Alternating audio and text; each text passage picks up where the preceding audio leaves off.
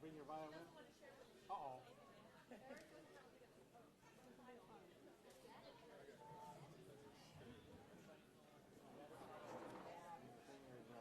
None of the whole family has ever appreciated the effort they put into that. And we were too poor to not be a musician. So, but it's okay.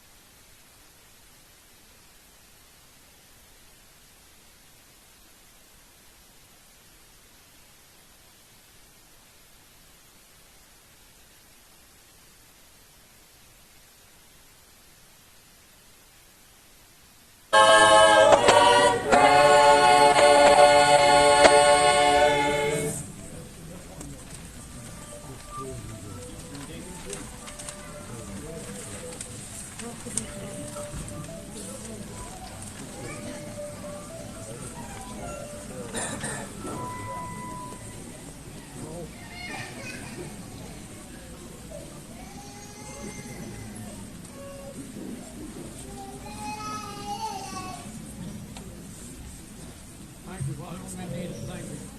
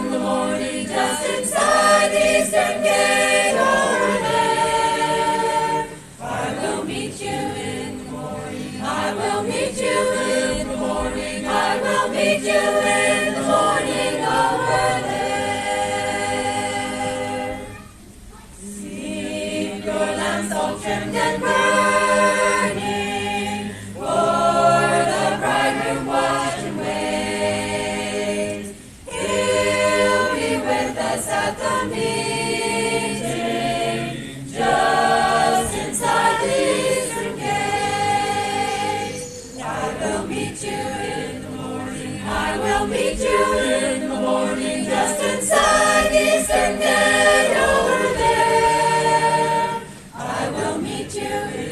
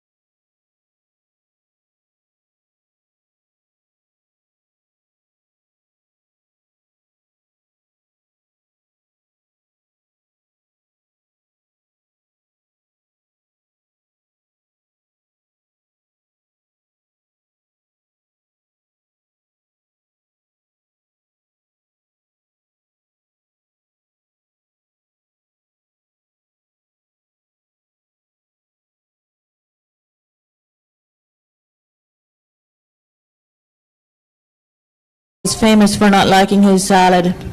And the Wednesday before he got life-flighted, he dug into his lettuce and tomatoes with relish. He said they tasted good, and had to document it. And he just said it was good, but it wasn't sweet. And the next day, he was very incredulous he had even liked it.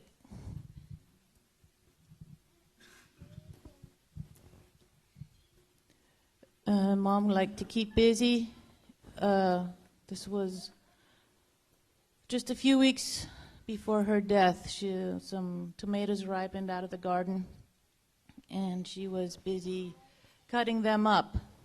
She really liked that.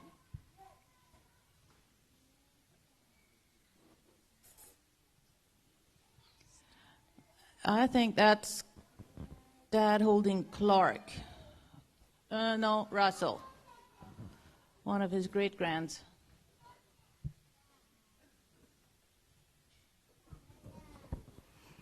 This would have been Mom's last birthday. We went to a restaurant and we had good food there, and they brought out her birthday piece of birthday cake, and they sang for her. It was a nice surprise for her. She loved it.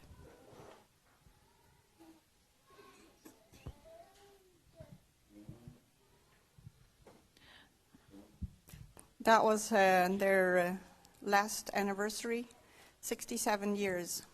And in this one, he was just coming home from Hope Ann's memorial and happy to be home again.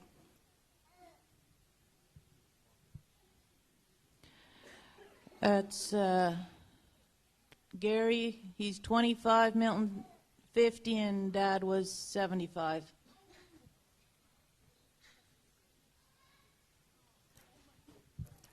Mom was looking out at the window. There was the other two of my sisters were outside at the flower bed.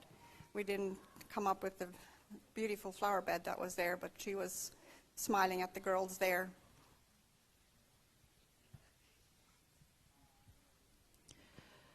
Yeah, her corn, tall corn. She had to go pose.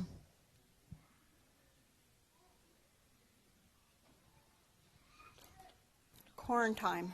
And Dad was helping to shell the corn there with some grandchildren together.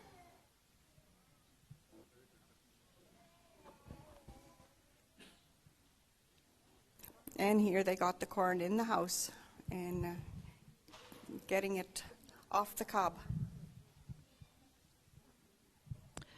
That's Mom with Lene. I think that's the first time Lene came to visit Grandma's house, and she liked the cat.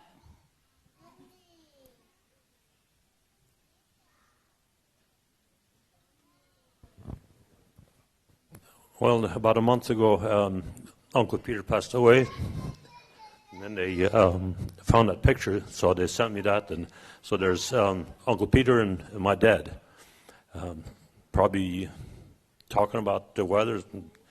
It still had long sleeve shirts, so it must have been not a real hot summer. It looks like there's a John Deere in the background. Probably Uncle Peter's. I don't know, boys said it's the last one. There's, I don't know, for sure.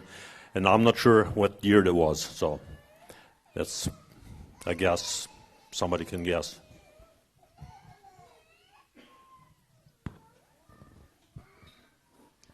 Which birthday was this? One of the many. Maybe last year?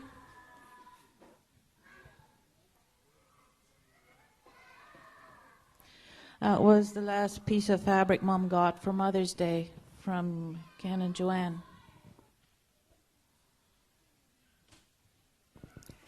Here, Dad is quite a bit younger. I think this was one of the first couple of years that we lived here in Oklahoma, and they found a tree over the lake that is just west of here on this property, right, on Tucker Ranch, and he was sitting on the branch there.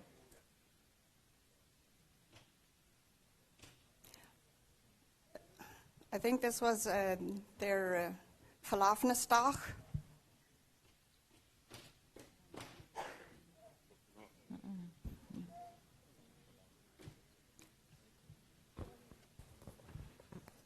We worked at a place and they had rancher there had a horse that was worth, they wanted $1 million here about 40 years ago already. They wanted some cash and then some services out of that horse, but they figured it was a $1 million horse, a race horse that had been real good.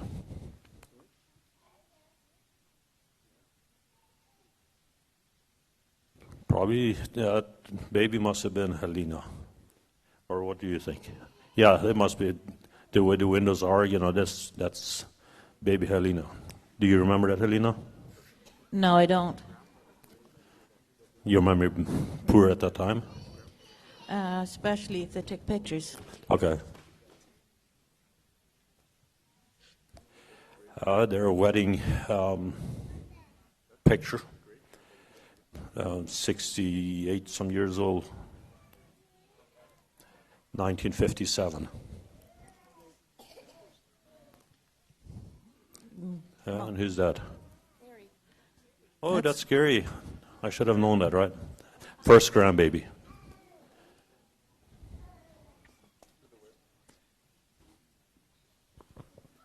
So, Mom and Dad loved to travel and look at different sceneries. And here we were on our way to New Mexico, or on our way home, but I think it was going there. And we saw this huge stone there, and so we needed to stop by the road and take a picture there. In Chaco Canyon in New Mexico. That was Chaco Canyon in New Mexico. After we got our papers, we were able to travel back to Mexico and visit Mom's mom that was still living and needed care, living at Uncle Lifey in Tontalina. And so then picture time was the right thing.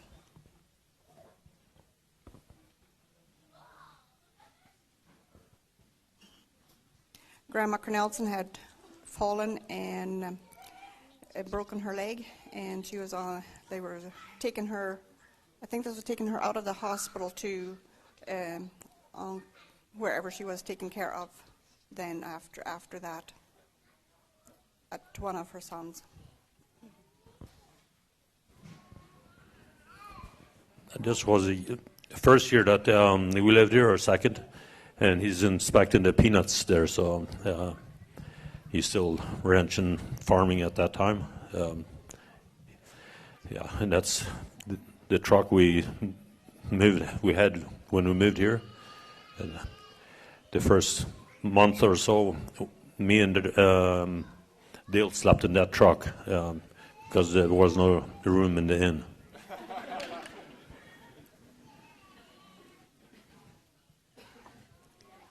Gary trying to show off. He might be still doing it occasionally.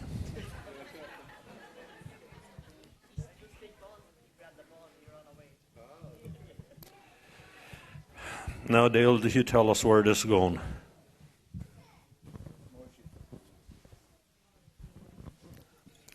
This was one time after we had our papers that we could travel back to Mexico.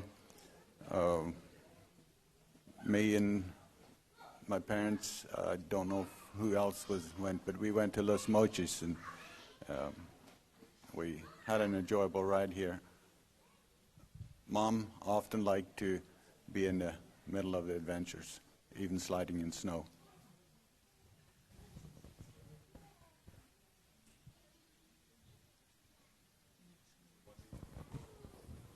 Is this where the neighborhood where that river flowed in the ocean, and they could tell a long ways into the ocean, you know, this was still fresh water, where that it didn't mix real soon after it hit the ocean.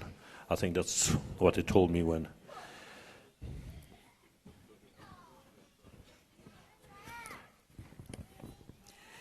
They came to visit us, and they did the dishes for me then that Sunday lunch.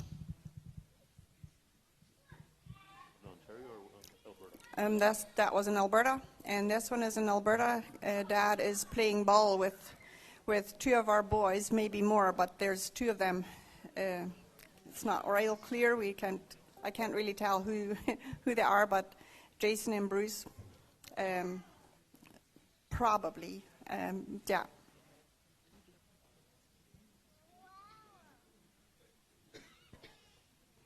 That was Mom's last birthday cake there. And yeah.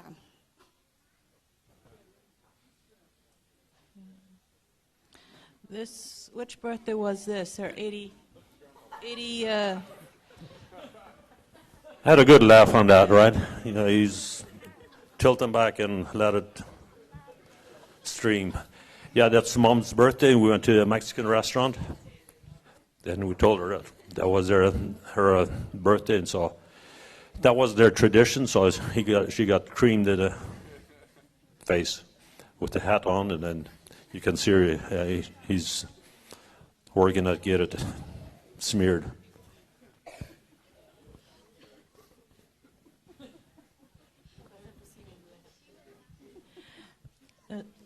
This was on the way to Hope Ann's memorial. Dad was enjoying his lunch.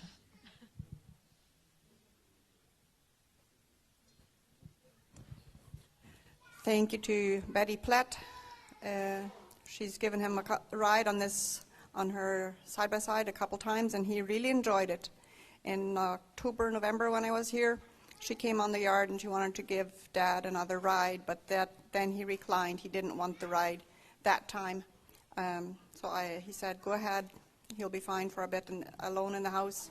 But this one was earlier, and he really enjoyed those rides. Betty, thank you. Mom enjoying some daffodils a couple years ago.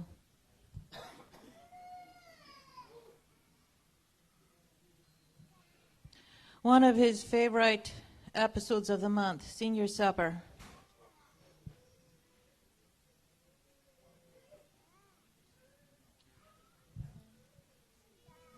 It's Christmas on 2002.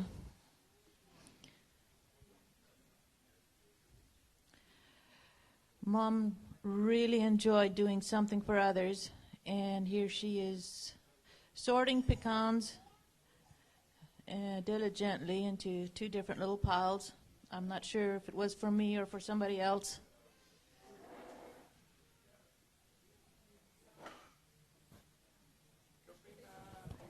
That's a four-generation picture, right, Milton? Right, yeah, well, 1, 2, 3, 4, yeah, that's 4. And they said it was Karina, yeah, or granddaughter. By the way, this is Milton speaking. Another one is Helena, and Lisa does it occasionally, and Dale has been. Well, Kenneth did a little bit too, so you might hear the different voices online, when you watch it around. You might have figured out who his voice was, especially those who know us a little bit better. This was Dad's 80th birthday.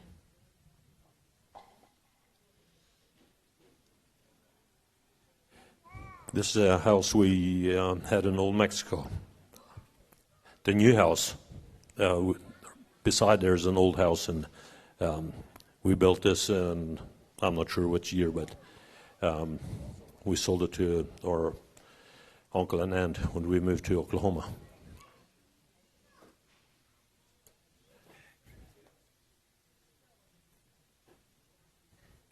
Looks like a little bit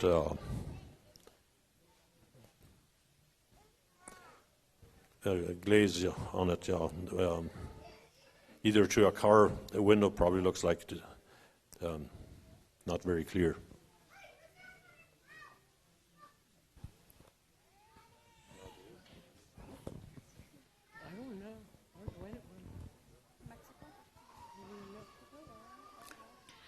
That is mom and dad, and then myself and my wife. But I don't know if I can say where that was. That time we met you in Nebraska. All right, then that would have been a trip that we made from Maryland to go all the way to BC, and we seen Uncle George and Myrna.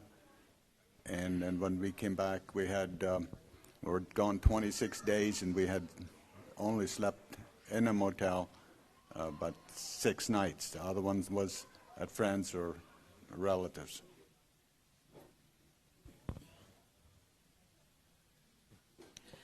Guess this is a picture of Grandpa Dueck's moving to Mexico.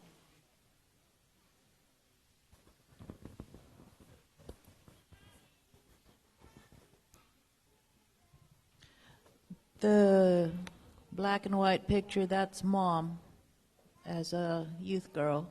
And the other one is one of Grandma and I guess all her children.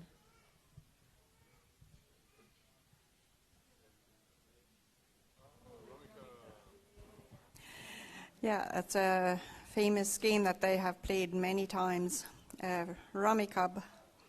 And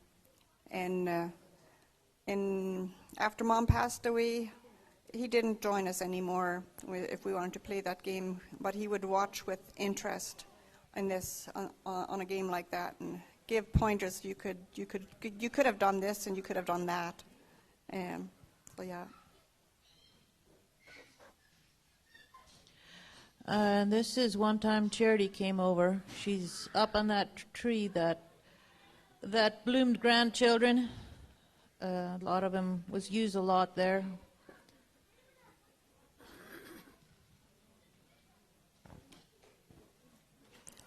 This would have been their 40th wedding anniversary, when they unpacked some gifts that were brought to them.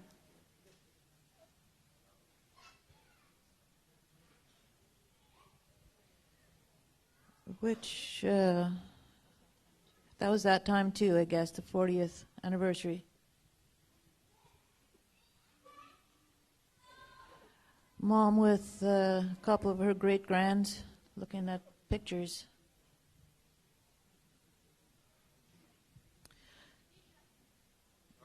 This is Dad's last birthday.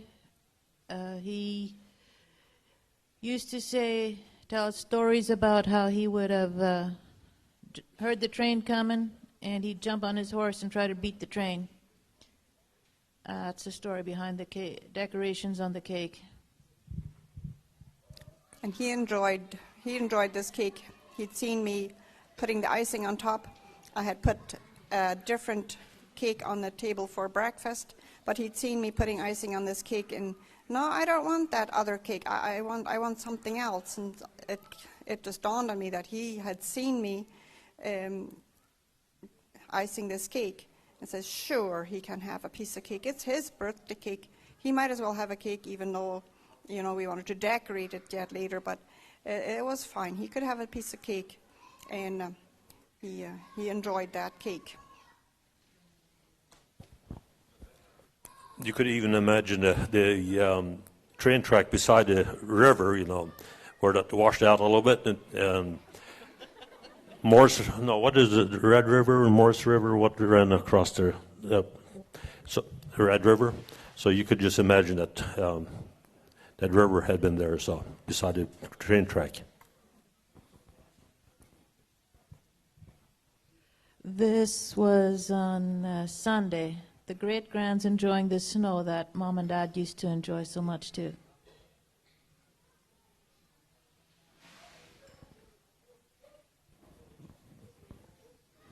That picture is in Mexico. From Mexico,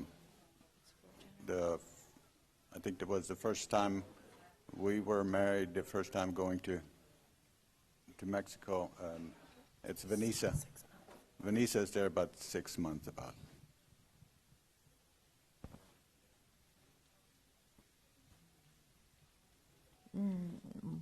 siblings, the doubled siblings.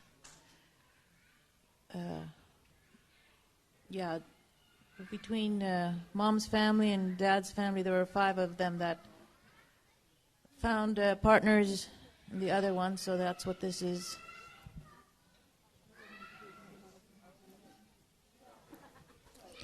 Brothers.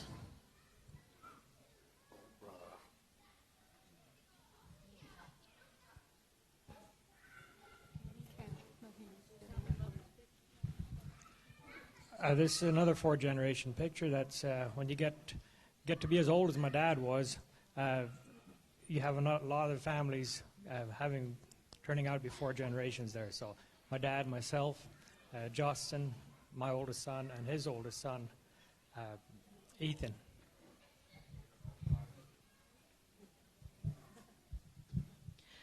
That's Mom enjoying Charity. That's Paul's oldest daughter.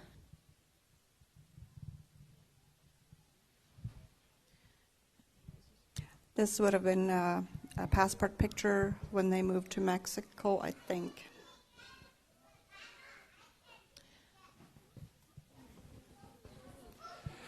Yeah, Mom, they always like to, well, talk to strange people, or here she picked up a loner at a restaurant and got befriended with them, and it looks like it's in their house. He came over, and so he was Tony Marquise. I don't know if some of you know the name real well.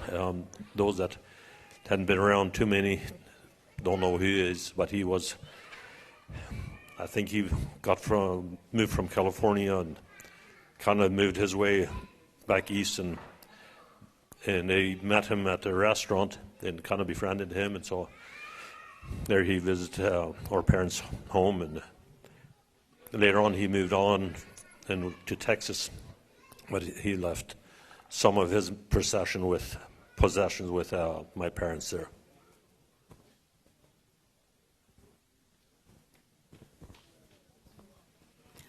So we had gone to visit Dale and Beulah in their home, and Mom and Dad were there, and so then we got to have a little bit of a family picture there. Of course, not everybody is there, but Bernie and I, I think there was 4, all of the 4 boys were born, and then Dale and Beulah had 3, the 2 girls and Conwyn and Paul and Hope Ann were newlyweds.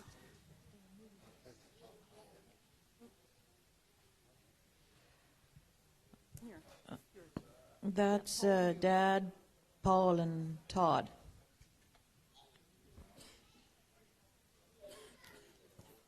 Farming. Dad enjoyed farming, and this is his combine, and they unloaded on the truck. Probably one of the last loads that he ever farmed. Pulled off it.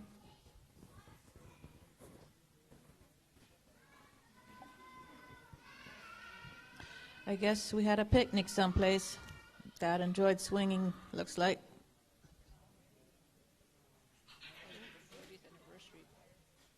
Knipsbrat was another thing that he enjoyed.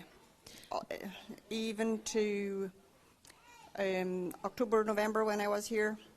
And now at Christmas when I was here, I think he just watched us then. But he enjoyed every move. We could have him sit on the chair and just watch Helene and me play Knipsbrat for, over half an hour, and he would just almost tip like, oh, you could have, just if you bend over a little bit this way, you'd do a little bit of better draw, but he enjoyed Knipsbrat. I think he's teaching Todd and Charity how to play it here. Grandchildren.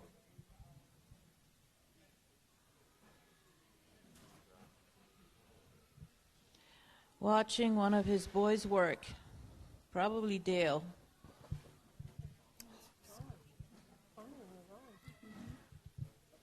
This is a picture of grandchildren enjoying the basement. There's Justin and Daryl leaning against the wall, and Connie and Amberly turning around a pole, and Jennifer reading on the couch. And Gary, I think, is hidden in the corner someplace around, just a little bit there. This is Mom's Grandma Cornelson, with some of her children. And Mom would have been the bigger girl on her lap. Yeah. No, the one that's standing, right? That's on their lap, that's Aunt Wilma and Aunt Helen, I think. Oh, yes. And then there's Uncle Otto and Uncle Ben there.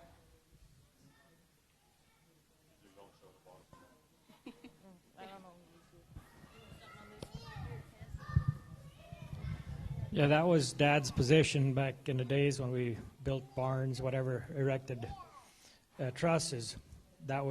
He'd take the center part up there and he'd do the monkey work. Nowadays, somebody else got to take that place.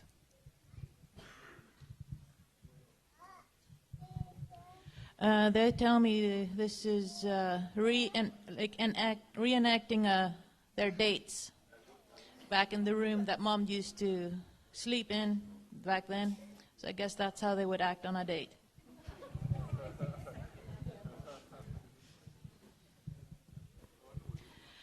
This is at Stanton's place. He had a collection of steam engines and old cars, and so one day we got to sit in one and blow the horn.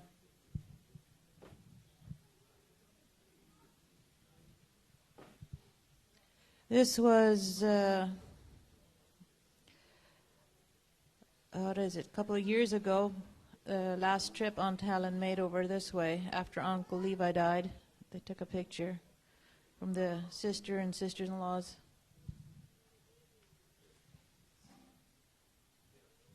Another picture of Mom trimming Dad's hair.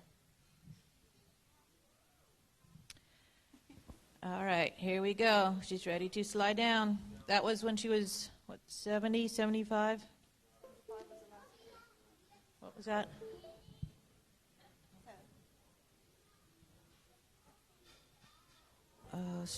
A deer showed up, really tame. We don't know if it was one of the ones that got tamed here, but they got to pet it. That's Dad, same time there. This is again the place in Old Mexico where he used to live.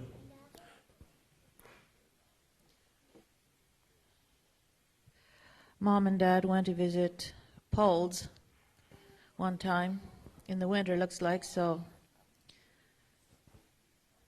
it's, yeah. Is this the 60th anniversary?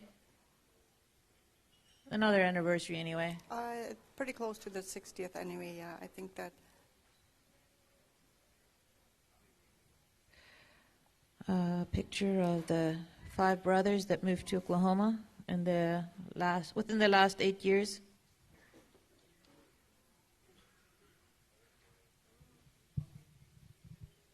Dad working up the garden, and probably one of Myrtle's boys on it, Seth, maybe. Mom pulling the sled back up the hill. There she goes again. Mom and us 3 sisters. Puzzles is one thing she liked. This is one of the last puzzles she finished in her life. This was after Mom's funeral. That one there. The double. Got us some doubles in here. Or is it? Are we through? No, this one. Mom doing the dishes? Yeah. Here.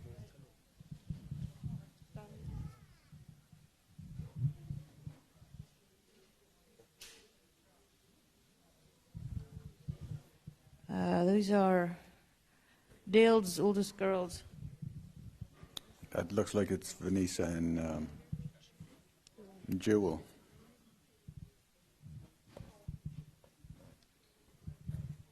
And this must have been a time when we came to visit. There's Jennifer and Jason and Gary holding Bruce.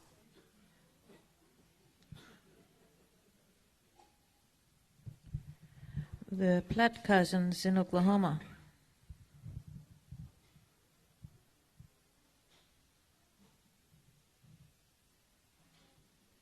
Is this Grandpa Dueck's vehicle that they moved to Mexico with? Probably. Uncle Norman? All right, yes it is.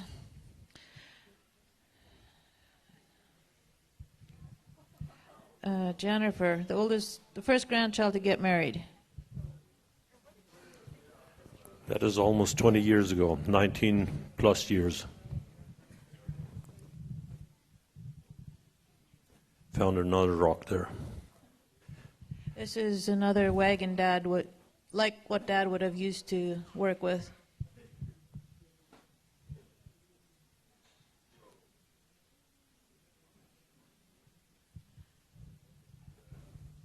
Is that Snowy where the donkey has to spread out his legs?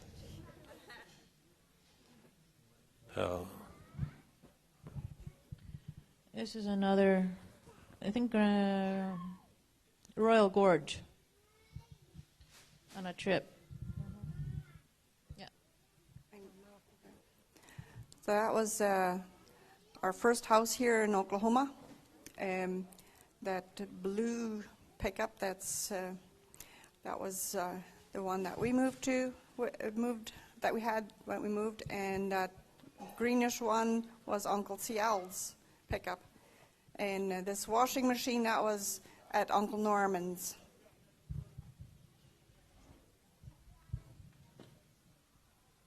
Royal Gorge.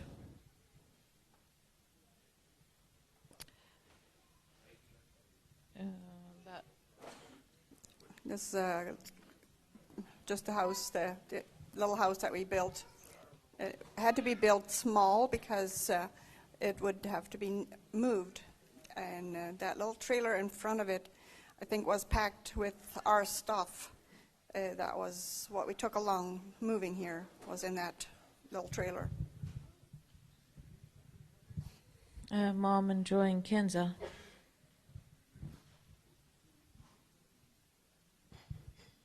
Another picture of brothers.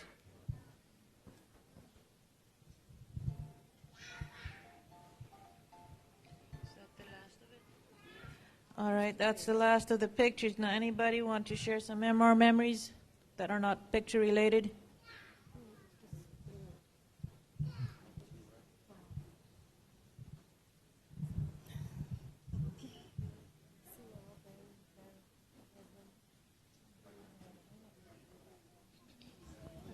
Go up front so that who's watching can see you. I'm not going to blow my nose.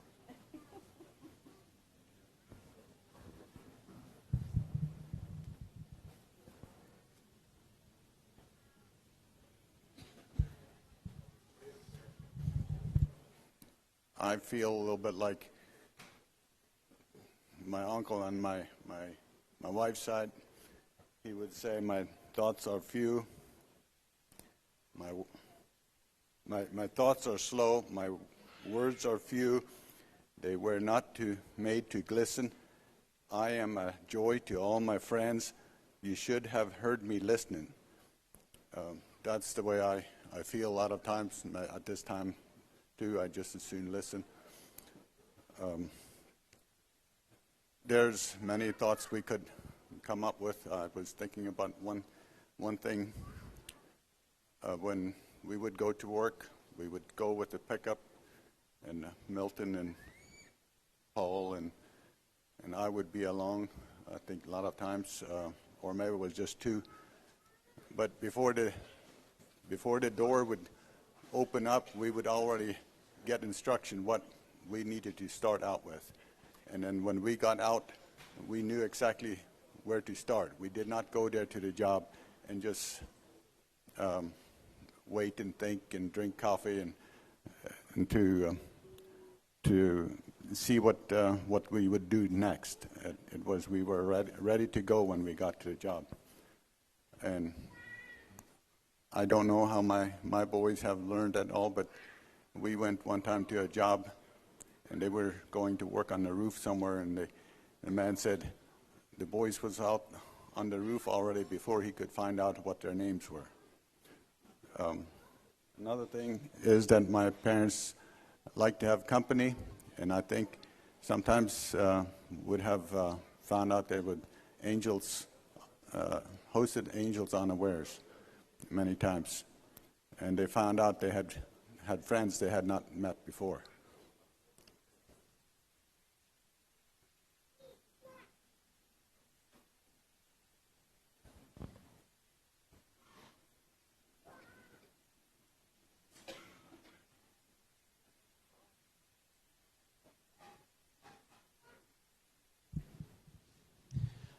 One of the memories of my mom that I'd like to share is I remember her singing. We'd be going to, I don't know, maybe Chihuahua or somewhere back when I was so small I could stand right there in the corner of a pickup, and we'd head out to town early in the morning, and she would sing one song after another. We didn't have CDs or all kinds of stuff like that back in those days, and she would sing just once by memory, one song after another, and then she'd point out something interesting, and then we'd keep going.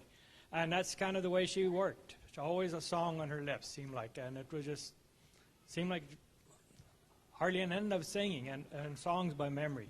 That's a good memory I have.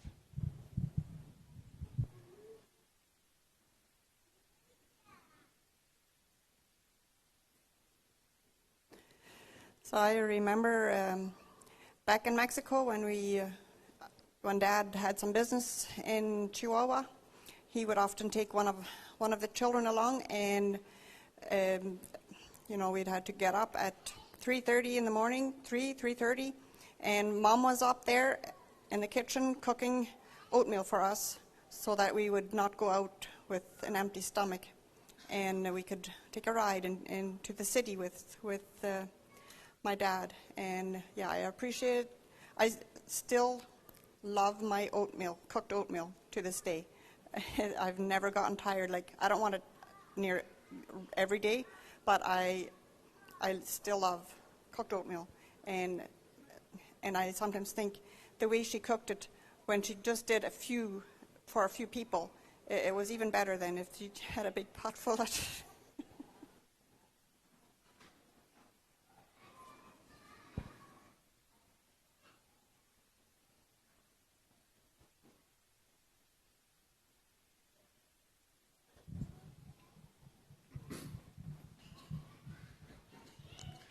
So one of the things that Grandpa taught me was whenever I would get a tool that I thought I needed for anything, it had to go back exactly, probably even facing the same direction on the counter where I got it from, and he was real particular on that. So that was a good lesson to learn.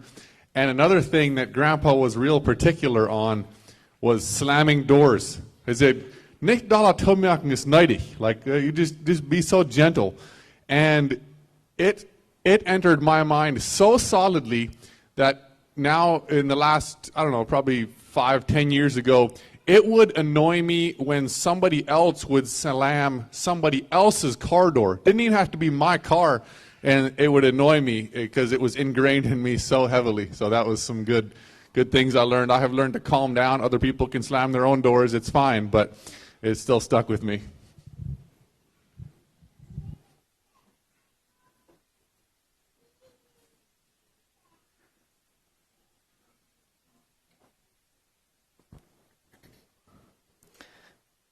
I definitely have a lot of memories of Grandma and Grandpa, but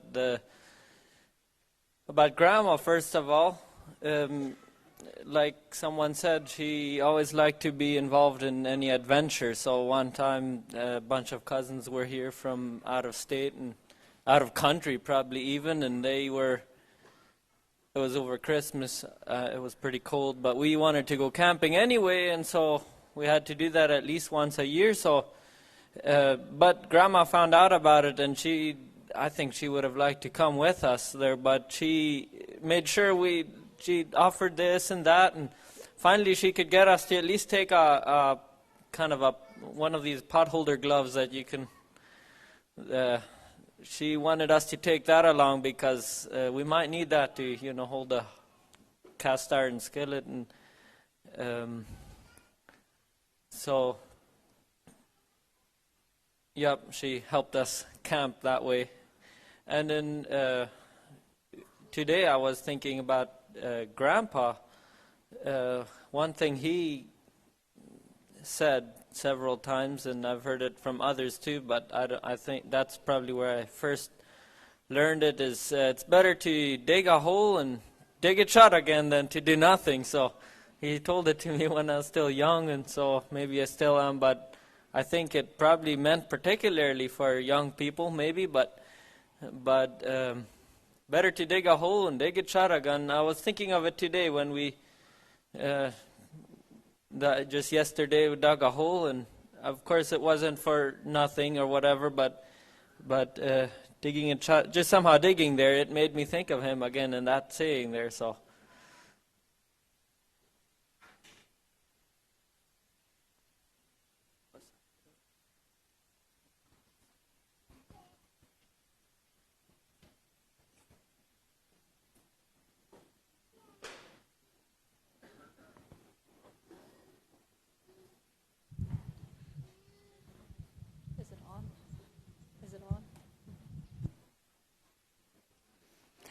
I was the Mary Dueck number 2. Grandma thought it was so sweet to have one granddaughter-in-law, or how do you call that shared her name. I remember one day Grandpa had hurt his hand, and they asked me to pull on it, and I felt it a little bit, and then he looked at me kind of seriously, and then he looked at Grandma, and he said, many years ago, I gave my hand to Mary Dueck.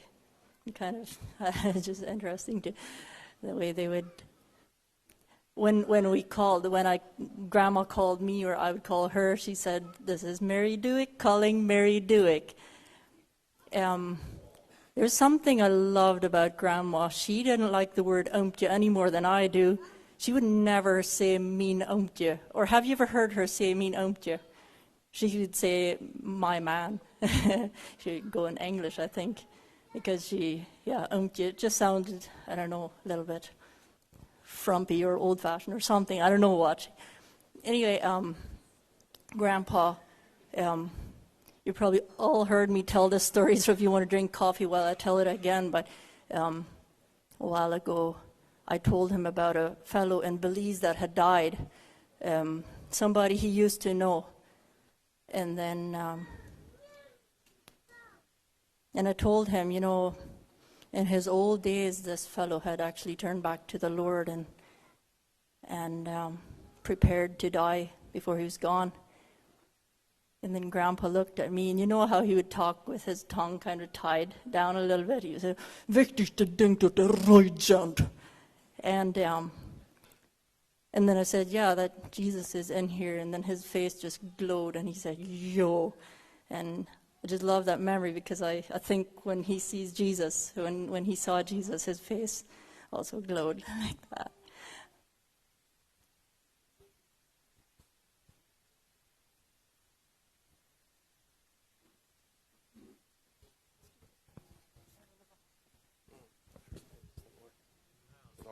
Is this on? Yeah, it definitely is. Yeah, so we've got a story about respecting your elders and paying the consequences, I guess, when you don't. Yeah. We're trying to remember how old we were, but we're thinking maybe 7 to 9 or somewhere around that. Because, think about somebody that age. But we may have given Grandma and Grandpa gray hair, in that time. Or 3. Or 3, yes. Go ahead. Yeah, so we got to stay over at their house when Mom and Dad were going to go Christmas shopping. And so I don't know what time they left, probably in the morning or in the early afternoon or whatever. And so we were supposed to stay there for dinner and until they came home that evening. And I think Mom and Dad had said they were going to be home about 9 o'clock. So we spent the day at grandparents, and I think we had a good time. Yeah. Had dinner there, but I think when it came to be around 9 o'clock, We're Mom and Dad hadn't come picked us up yet, right? And obviously, well, they said 9 o'clock, so they were going to be home. We were just sure of that. And so we packed up, we grabbed our slippers, we did not forget those, and we just took off. We Just went walked home. in the dark. So it must have been a nice Christmas for us to have walked home, I guess. But yeah, I think we got home and the doors were locked. We couldn't get in. Yeah, We that's couldn't it. get in, and then all of a sudden, here comes Grandpa. And we take off around the house. I'm not sure how many times, but I know. Many times. We circled that house, and he would chase us, and then we just run the opposite way, right? Like he chased us around that house till he was tired. Yeah. And I remember having to climb into that truck, and I got a nice swat on the behind. And Yeah, we both got spanked for that. yeah, it was consequences. The And only then, time I remember getting spanked by Grandpa. yeah, same. And later, I don't know, the punishment must not have been hard enough. I don't know, because we were talking about what we should have done. We should have gone into the storage building, switched off the light, and, closed the door, and he would never have found us. So I'm not sure how well that lesson stuck, but it was, when I thought about what I would share, then that came to mind. And Yeah, same thing. So, Yeah. And another thing, I think now when I look at my kids, they always play Touch You Last with Dad. And I did that with Grandpa too. We would, whenever we'd leave, it was, always had to play a round or 5 of Touch You Last. And with Grandma, even now in the last couple of years, well, eventually her walking got worse, but she would come and visit me in the birdhouse. It would take quite a bit longer to get our work done then, but some great memories of talking. She loved to talk. Anyways, yeah. Thank you. Got some more?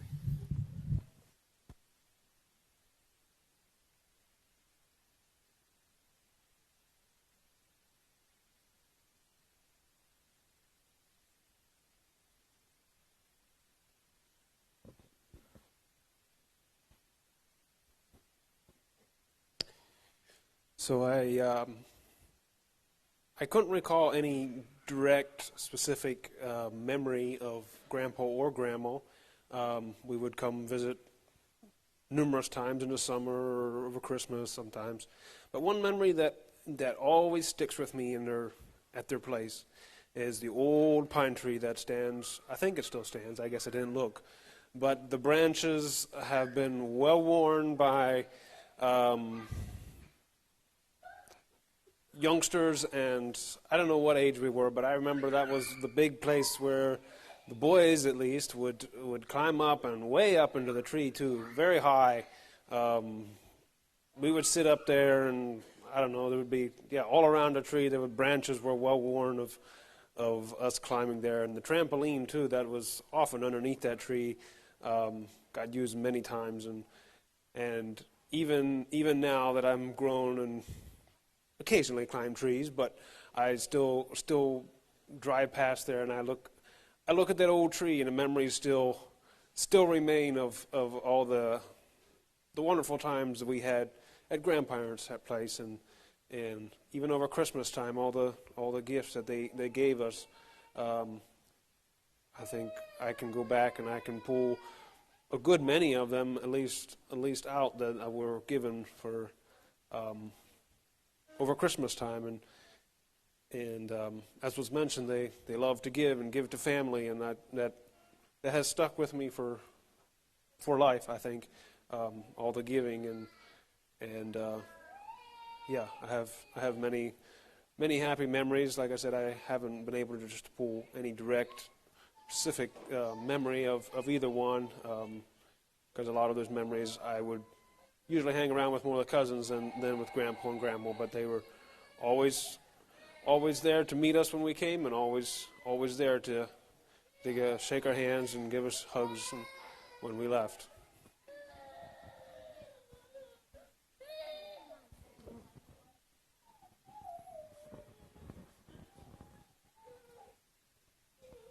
I always feel like I make a fool of myself if I show my face in a place like this. But anyhow, I remember one time we were there in D.C. and we realized we had a lot more interest in there than what we could do. But I was quite a bit younger than Dad, and I could hardly keep up with him. He was from one place to the next. One time was listened to the Senate having a debate there, and then I don't know, there were a couple of places like that we were running that we got tickets to miles an hour. And I was just amazed how hard he was running to catch all those appointments, to listen to all the different things.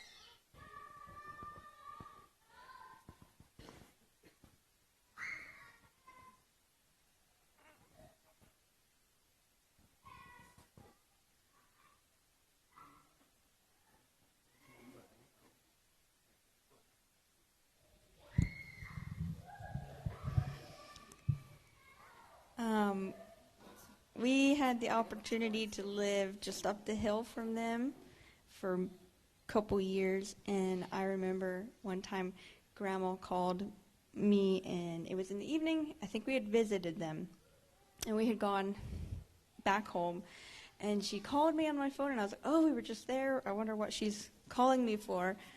And she was like, hey, can you see me? I'm flicking the light on down the hill. Can you see? Can you see? And I was like, I don't know. I can't tell whose house. But our bathroom light's on. Can you see our bathroom light? And I'm turning it on and off. And it was just, she was so special. And they were both so special. And I remember another time we had this 1968 green Cadillac, and we loaded them up and took them to Sonic. And yeah, they did love adventures. I didn't even remember that until we were sitting here, and I was like, wow, they liked adventures. Wow. And then it hit me. We did take them to Sonic one time like that, and they were sure very, very pleased to go.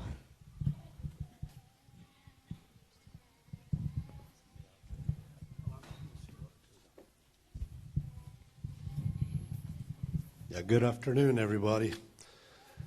It's been a good day so far. Your grandchildren, it reminds me of when these siblings' mom would sing in church. I was a song leader for quite a time, and back in the days we would sing. In the middle of the week we would have church service, and we would what I remember very well, what was encouraged for me was if there was strange songs or whatever, or even to learn a song, Aunt Mary, she would pitch in and she would help us sing along. All I had to do is start, and she would have it roll, and the whole church would just be helping along and listen to Aunt Mary sing. This is for the grandchildren, for your information. You sing very well. I would love to hear you again, but that might not happen again. But yeah, from Uncle Henry, I can't. I haven't worked with him, but there's some cousins I have. I would like for them to come up and share a little bit. I know we might not have enough time, but we'll make it as short as we can. At one point in time, I was reading a poem. It would say, "Through the eyes of a child." That song, if you can find it somewhere, read it over. Because I brought that one Wednesday evening or Friday evening when we had singing, and your mom would come up and say, "Corny, may I have a copy of that?" And that is the song of the eyes of a child. It looks a lot bigger and whatnot all, and you'll read it and you'll feel encouraged of that. Okay, that's all I got here. Let's have it on.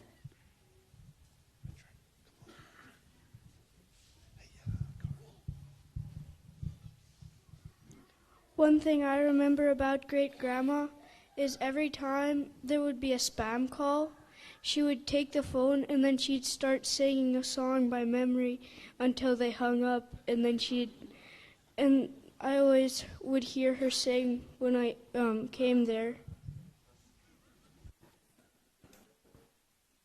Good for you, Carter.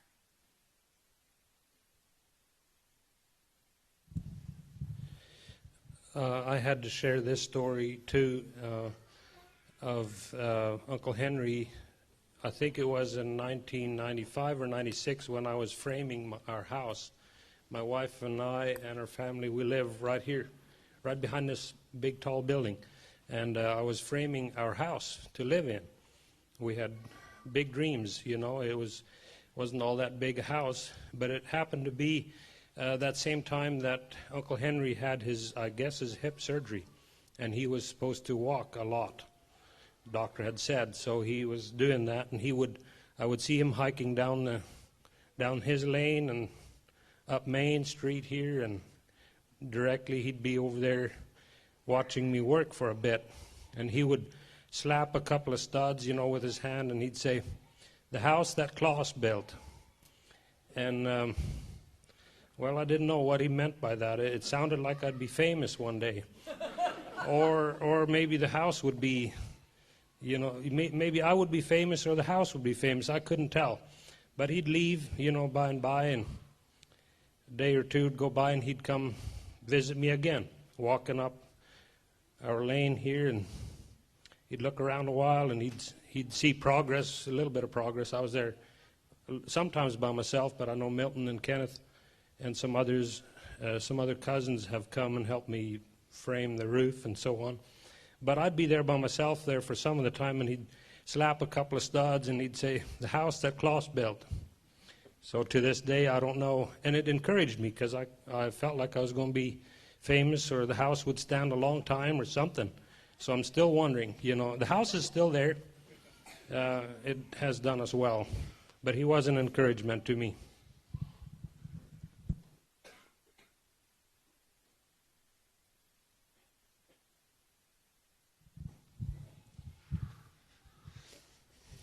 Okay, so I got to work with Uncle Henry for quite a few years, and I have some memories of Ford fan. Sorry, he was probably not a Ford fan, but another time I remember, you know, he would just me and him coming back from work, and he was driving slow, and I'm like, the speed limit is 65. Like, why are we driving 50 miles an hour? I looked over there, and he goes, I think he caught on. I was, you know, I had places to go, and he probably didn't, and he's like, "Garage Papa, might." So the pickup had to drive slow too when Grandpa was tired. So, and then one more thing I remember. He always loved to eat a piece of pie after we'd go to a restaurant, and he'd often order a piece of pie with his meal for lunch. And one day he orders this a piece of pie, and you know, it just has a little bit of whatever at the bottom. The rest is all just this cream or whatever, this meringue or whatever you call this thing. And I could tell he was not impressed. It was way too much fluff at the top. He wanted more real stuff. And he just looked at that thing, and he goes, "You know, back in Mexico, when the dogs came around, we would squirt milk into their mouth, and they did not like it if their mouth was just full of foam." So those are some of my memories.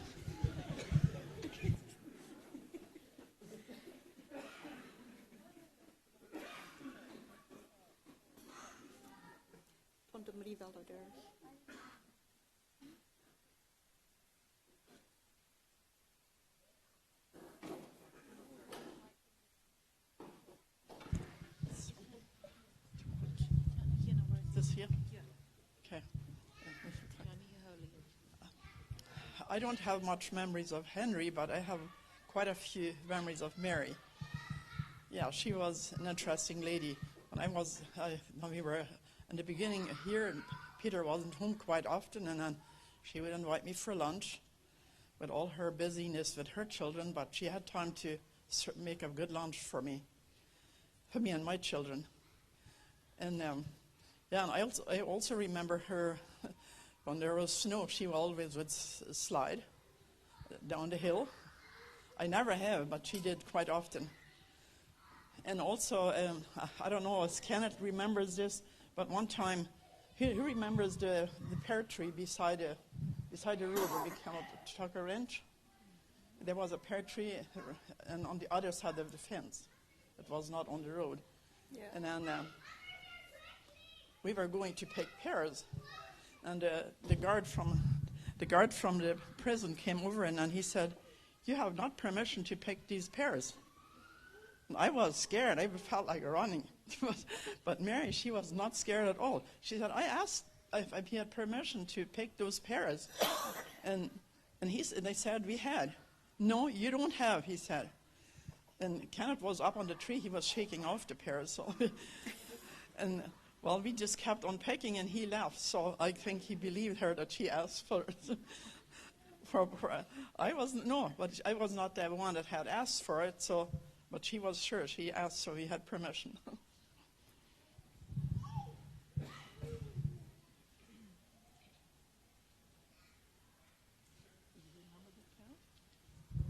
I couldn't have told that story, but somewhere in the back of my mind it seems to tickle some memory somewhere a little bit. I couldn't say any details, but I think that something like that would probably happen.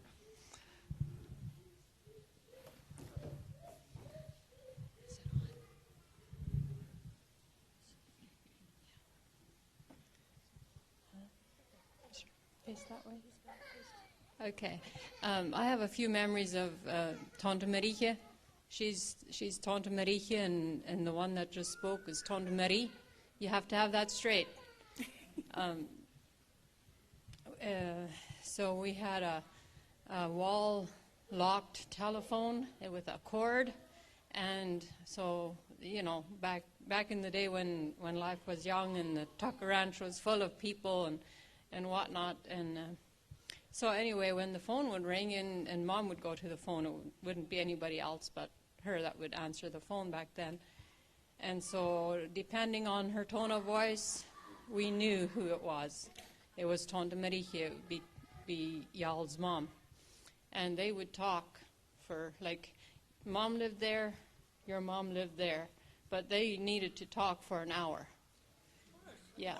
Yeah, and then if the phone would ring next time again, and it would be Tante Marie, the one that lives next to Mom's house there, then the tone of voice my mom used then we knew who that was. It was Tante Marie, and they would talk for an hour. They just lived outside each other's windows, but they needed to talk on the phone for an hour, so that was, you know, was fun. I think it was very fun for them. And one thing I learned from your mom was how to make roast beef in an electric skillet. Do you know how to do that? Okay, just do that. It makes the best roast beef. So anyway, the end.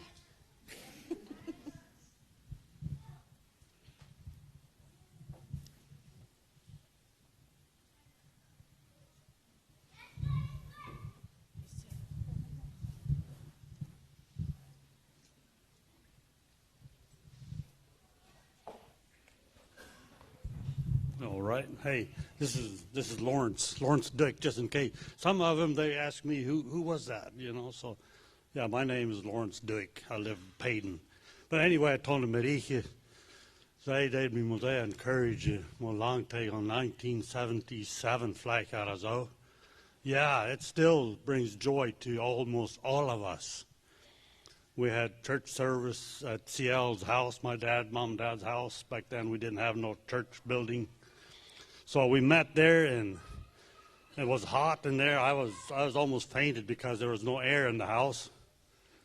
So I almost fainted, and I walked out the house, and then I leaned over to our truck there. I sit there, and I felt so bad. En iemand kwam zij eruit en zei ze, dat wat nog maar een schijner gewoon. But why did she do that? She thought I was lonesome for my girlfriend. She stayed in Mexico, and she thought I was so sad that my girlfriend wasn't there. She knew probably that's what it was. I was not with my girlfriend. She was far away. So that brought joy to most of us for back then in the days. And I've been telling this over and over because I want you all to know that she brought joy to us. But anyway, and I remember from 70 when Henry and Hen Aldek is in Husbud in Mexico. Ik geloof die Paul, die kroop op de spoorstrand, is een kleine, wie dat Paul is, het kent je was, I don't know. Een kleine jong. Kroop de boot, huh? It's it's Paul, eh? Just, yeah, it's Paul, you. And I said, what are you, you was there, you remember building the house? Or did you? Yeah, I really couldn't say. But you was up there and I said, this little boy, he needs to be brought down because he's going to fall. He's right there at the top of it. No, but your dad, it didn't bother him, I guess, because he didn't get up there to fall down. So I guess I had scared him enough when I was younger. Yeah. I don't remember this, but they tell me could hardly even walk, and they had put a new roof on that old house, 12 pitch. Uh-huh. They just got it done, and then just like that, I was gone after lunch. Where was that? I was on the peak there, way up there. Yeah. So I assume it got a couple of years off of it. Yeah, that's him. That's him. Yeah, I think that's why they're old carpenters, or at least used to be, or you still are, whatever. But anyway, now, and another thing that Henry, he saved me a lot of money one time. He saved me some big money. I think I must have been working for him somewhere on a pole barn or something, and I had my apron, my tools in it, and I lost my chisel. And one evening we went to TG&Y, there where the school building is now in Prague. Most of you probably don't know that it used to be a shopping center there, but it's been a high school building now for a long time. Anyway, there was a TG&Y, and they saw a nice chisel there. I like chisels. My brother, he knows that I like chisels. Right there, he always makes fun of me. I like chisels. But anyway, I had it there, and then I was going to buy that. I took it to take home, and no, he said, put it back. Yours is in his truck. My chisel is in his truck, so just put it back. So I put it back. So at that time, I couldn't buy my tool that I wanted to have probably a write-off or tax deduction or whatever. But anyway, no. It's good to have a couple of chisels, I thought, but no, I put it back that time. Later on, I probably bought a handful of them, because you got to have a chisel to work on woods and doors and stuff like that. So anyway, there's more stories where he saved me some money, I guess, but that's all I want to share right now. Any questions, Paul? I remember. I don't know. I could tell a lot more stories about you, but anyhow. Anyway, hey, I'm glad we was here, and I enjoyed it.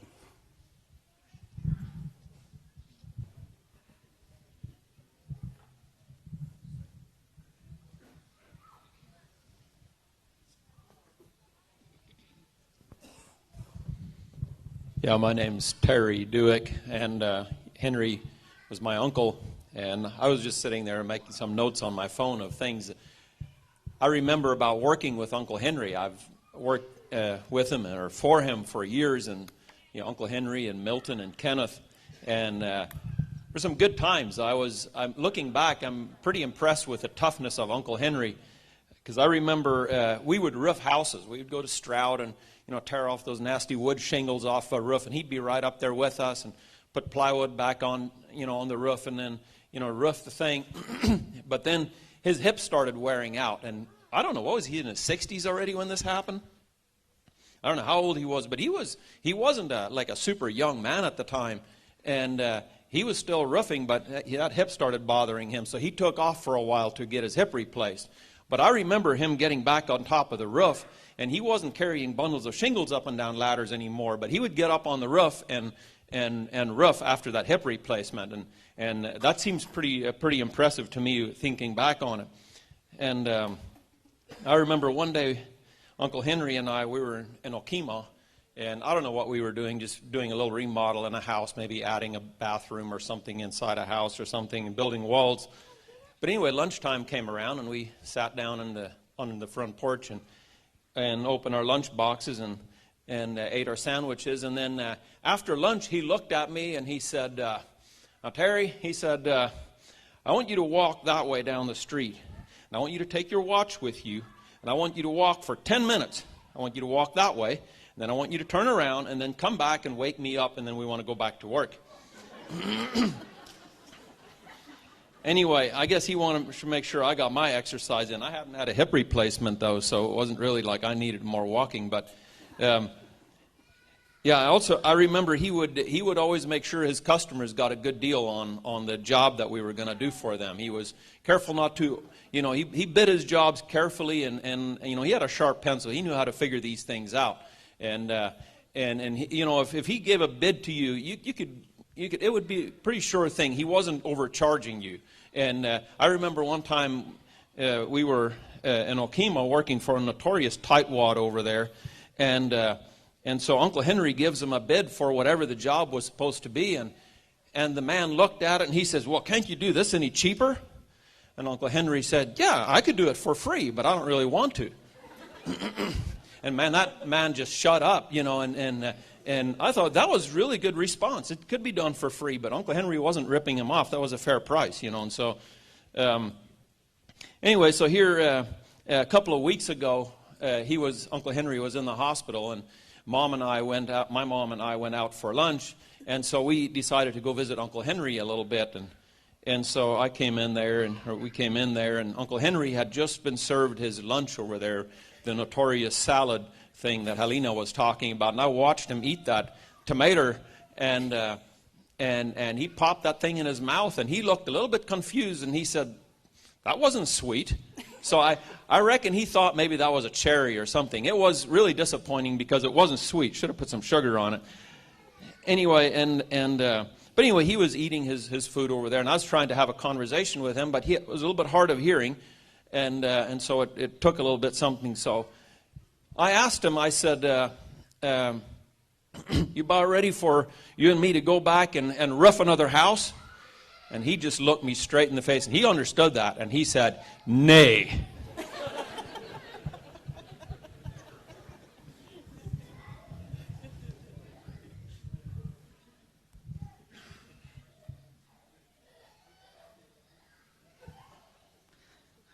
Well, I have very good memories from Aunt Mary.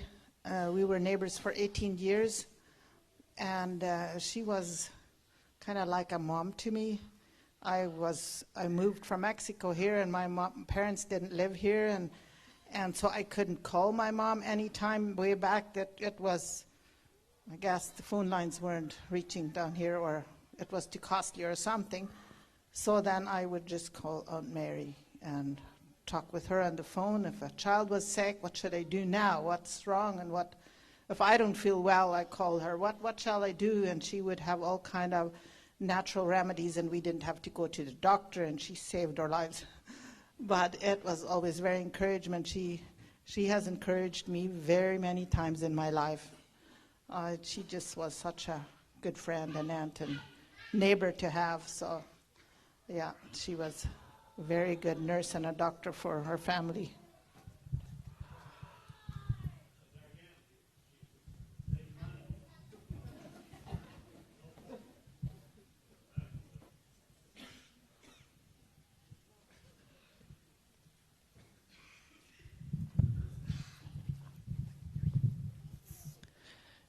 De dag før meg her kom, dan vroeg ik mijn ouderen wat zij behouden had van jullie ouderen.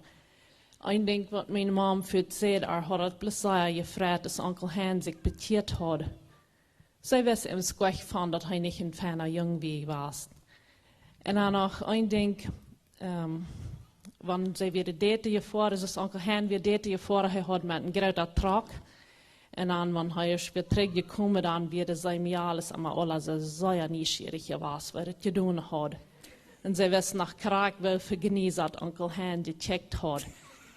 En ja, dan had hij zich de zondagsshow uitgetrokken, al dat show aangetrokken, en dan had hij moest voor op een filling station slopen, dat hij de nächste dag kon oil vieren. Weer zaas, de werk hadden ze oil gevierd. Ik weet niet, onkel Hans die dat dag gaf, maar ja, en one memory wat ik had, dat als de kniltjes grootmam bij ons weer, al am hospital war, dann bleef ze een zondag met ons chingert thuis bij grootmama. En dan zong ze dat lied, no, it's not an easy road.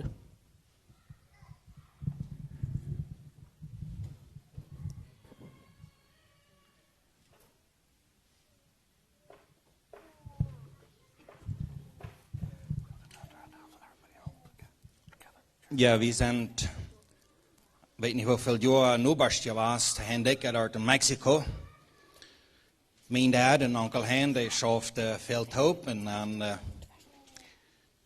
waren ze zich einig, ze waren zich mal voor grote tractors kopen. Zijn ze moedjes gevaren en dan hadden ze dan 730 twee John Deere tractors gekocht.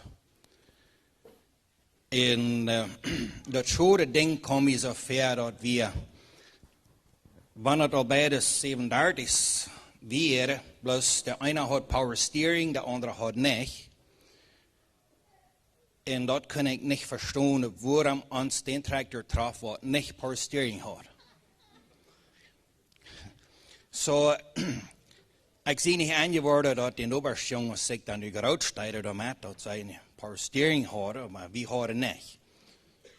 Well, groot ik dan namens je was, ik weet ik moest staan en zijn dat stieram te pullen, maar ik kon met aanvangen met dem tevoren. Dan some jaren later, dan voeren ze taub naar de States en kochten ze een combine. Maar nu hadden ze taub een 54 John Deere combine gehad. En dan kochten ze zich hier in de States een 55 John Deere combine. En dat weer dan al een beetje neder. En dan komen ze naar huis en ja, we zijn je dan nieuwsgierig en dan, nou ja, dat is nog een beetje neder, die heeft dan een grootse stier en zo weer, dat is een beetje neder model en dan Bernstein al. Want dem dag aanstraffen kunnen. Zo dat hij dan ook. Zo ik hoop ik ga me dan ook niet groots gedaan. Dat dan dem dan niet getroffen horen. Maar mij vreet dat de bereider ha kunt zo top schaffen en wie ha kunt zo top als Noberstort top zijn en ons veel regnen.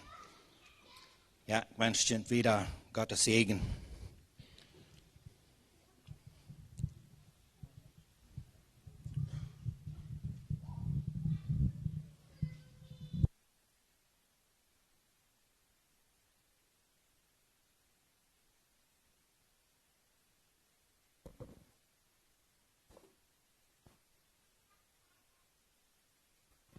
Hello, I had a question for Uncle Henry's. Okay, I'm Dennis Dueck, Uncle Henry, who we buried today. So anyway, yeah, I got a question for you guys about your dad. I don't think he liked to eat tomatoes. And I somehow have this story, I don't know where I heard it, if a bird told it to me or what, but you tell me if it's true or not about your dad. He didn't like tomatoes, and then when he was older, he had his first time he had operation or something worked on him. And then you know how the doctors do. You got any questions? You got any questions? They're very curious if their patient has any questions at all, you know. And then your dad said, yeah, I have a question. What is it? Well, when you had it open there, where you give me operation, could you see anywhere in there where it would have needed a tomato, like where it would be? Where it would have been beneficial if I had eaten tomatoes. And then the doctor had been kind of surprised. Well, no, I don't think so. It would have made any difference. Oh, okay. So I don't know. Is that a true story? Or is that a?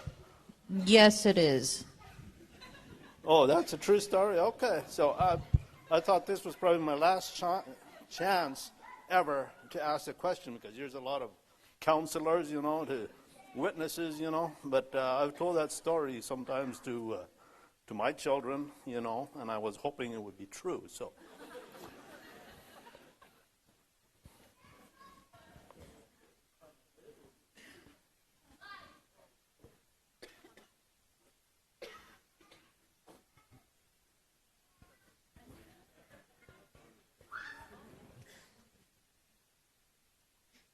Hands full of carrots.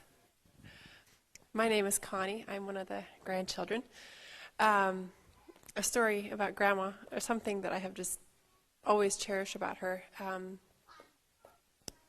went through a rough period of my life where I made a really hard decision, And I think a lot of people couldn't understand why I made the decision I did. And I remember Grandma coming over, and she went with me into a room, and she sat down. She asked me some questions about why I made the decision I did and what my reasoning was behind it. And I just remember her caring enough to come and ask me about it instead of just, looking down her nose at me, which she may have had the opportunity to do, right? But she didn't, and I've always cherished that she cared enough to come and talk to me personally about why I would make a decision like I did. And I just always treasure that. And I can't believe, on a more funny note, I can't believe the story hasn't been told, but I remember the boy cousins, as they often did, they would get into some random things and they would butcher random things. And I remember this one time I don't know what kind of snake it was, but I know there was a snake killing that happened. Dustin, do you remember what kind of snake it was? May have been a pygmy rattler, maybe. But they got a snake, and for some reason they were determined that they were going to eat this thing. And I don't know how long it was, but it can't have been very long. But us girl cousins, I know we were pretty grossed out. I'm pretty sure we were like, we're not going to try that. But you know who was there? Grandma. Grandma was right there, and she was like, well, yeah, she was like all curious about it. And I just remember, I'm pretty sure she took a good bite out of that rattler, and I don't know what she thought of it, but I don't know. She was always right there in the middle of all the fun things that we were doing. And I remember washing their floors. They wanted them waxed, and I think if she could have, she would have been right there on the floor with us in that muddy or in that soapy water and just scrubbing the floors. But I think at that point she was already at a point where she needed to not be on the floor, which is probably why we were doing it. But she was right there laughing with us, and yeah, all the things. So many good memories.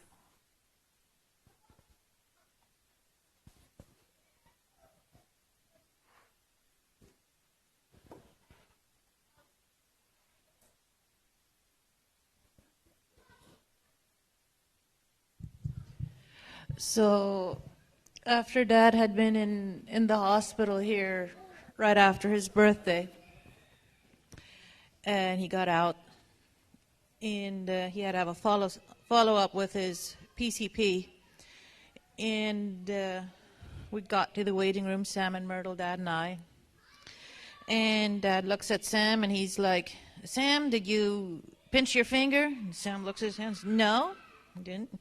Myrtle, did you pinch your finger? No. And he turned to me and he says, Helena, did you hit your fingernail or something? And I said, no. And then he says, well, why are we here? And I told him what was a follow-up, but he hadn't been able to figure out right away why he was at the doctor on that. So. And if Grandma took a bite of that snake, it was because she was always scared of him, maybe. I don't know, that Connie talked about. She hated snakes. I learned to kill snakes very young because she was scared of them. Okay, and when last Wednesday when Dad got life-flighted in the morning, I asked him if he had remembered the helicopter flight, and he kind of thought about it, and he says, no. And he got that famous twinkle in his eye. And he said, at least I didn't need to pay the toll road.